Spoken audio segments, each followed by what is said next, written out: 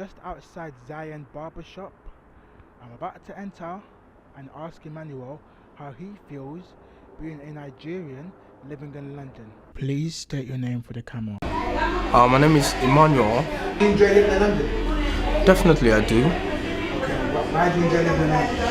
Actually, I would say I'm actually from Nigeria, and comparing to the standard of living in Nigeria, I think living in England is better compared to living in Nigeria, because like generally the standard of living is more easier and more comfortable and convenient, you know, comparing to the economical problem you've got in Nigeria, and when you look at the infrastructures you got in Africa also compared to that you've got in England, I think living in England is more easier, it's more comfortable actually. How do you feel with living in London?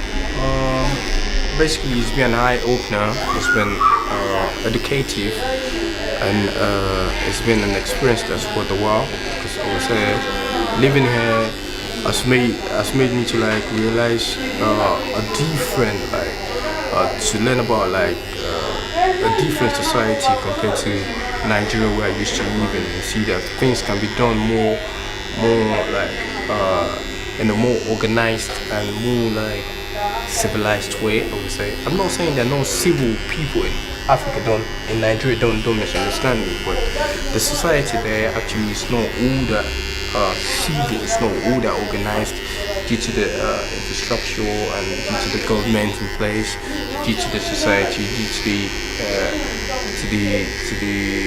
the norms, the culture and the belief of the people that live there. So there's so many difference, you understand what I mean? So it's quite an eye-opener here. It's an experience to see that, look, you can do things in this way, not that way. You can. It's been a good learning process. You understand what I mean? Which I intend taking back home and actually like teaching people and showing them that, look, things not meant to be done that way.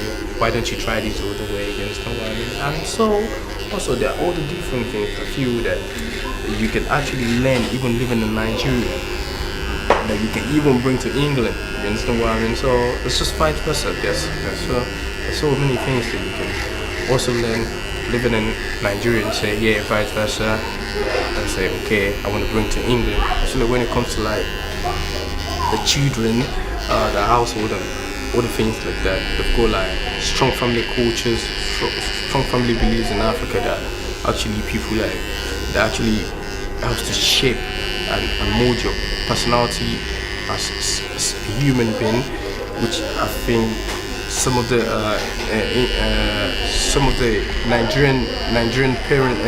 Nigerian households are lacking here. You understand? Which I feel is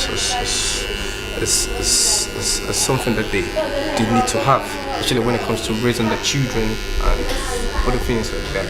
So there's so many things you can learn from both sides of the world, like from Nigeria and also from London. So there's so many things you can learn on both sides. Right now, I am outside Echo Wine and Bar Restaurant in Hackney, East London. I'm about to interview the restaurant owner and ask him a few questions. What it's like living in London and how he feels owning a restaurant in London. So bear with me a few seconds, guys. I'm going to go and I'm going to interview him now. Please state your name for the camera. My name is Workkk Olamide Ajayi. How do you feel about living in London?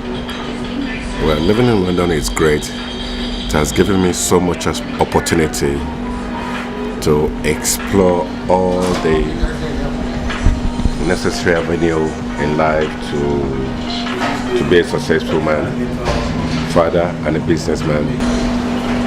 How do you feel about living in London? Yeah, I mean, living in London has its advantage and disadvantages as well. Living in London has taken me away from my immediate family, father, mother, sisters, brothers. But all in all, it's been a great experience. You know. go back to Nigeria? Definitely. I intend to go back someday, but not at this present time, because I have a business to run, and I have kids to look after as well. Yeah, definitely, because the essence of doing everything we do is to make our land a better place for us. So best thing, when you learn from here, you gain different experiences, you acquire so much knowledge, you just want to take it back and make your society over there a better one for all the people that are living there, and for your family, for all the individuals around you. You try to like share your experience and try to like share things that you've been able to like learn and make it just a better place for them, for everybody, for yourself also. Thank you. What makes Nigeria a good country? Actually, Nigeria is a very good country in the sense that there's diversity in culture. There's so many. Basically, over there, learning is something you do and you acquire from experience mostly. It's not unlike here. You've been taught so many things that you do, but over there, learning is basically through experience. You understand what I mean? So it's a land that's filled with so many natural resources. It's a land that's filled with so many goodies that you can't finish. But I think what the problem is there is that the management by the government and so many people that are in position of authority has actually made it hard for the country to progress. But there's so many things. I think Nigeria's got the big exporter of crude oil, which most countries that are not even exporting crude oil, they've got a better society than us, they've got a better economy than us. But the problem we got in Africa, especially in Nigeria, is managerial problem, the government, corruption, embezzlement, and things like that. But aside from that, Nigeria is a very good country. You've got good individuals there. You've got knowledgeable individuals there. Like the richest black man now, I think it's Dangote, is from Nigeria. How do you set up your own business? Not really. It's not really hard setting up a business here because you have all the various avenues whereby you can go and seek professional advice on what to do in life, how to set up your own business, how to look after your business, so to say. You know, there's various agencies you can go to that will give you a helping hand.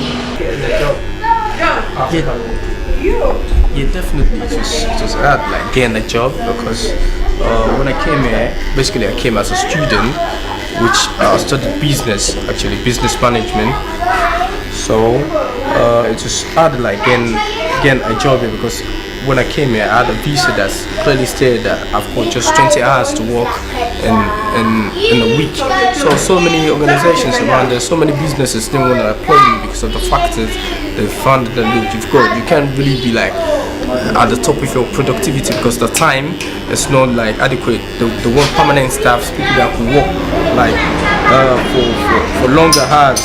And so being an international student, you've got like limited hours to work, it's just a problem for you. And even now I understand that on frequent visas now, like the recent visas, they don't really have no hours to work at all. They expect you to come here, spend your time, spend your money that you brought all the way from Africa.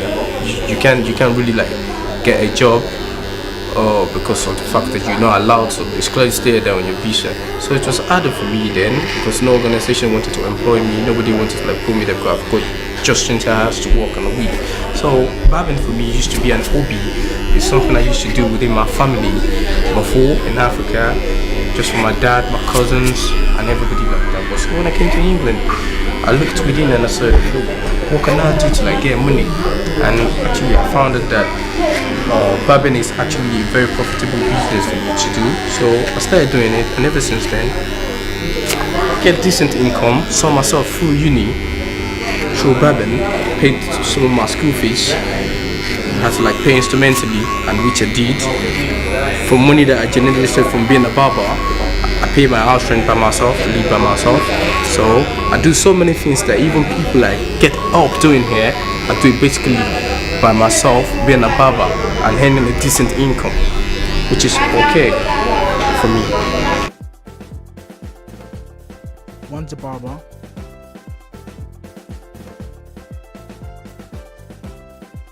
and one is a restaurant owner. And one thing they all have in common is they're Nigerians living in London.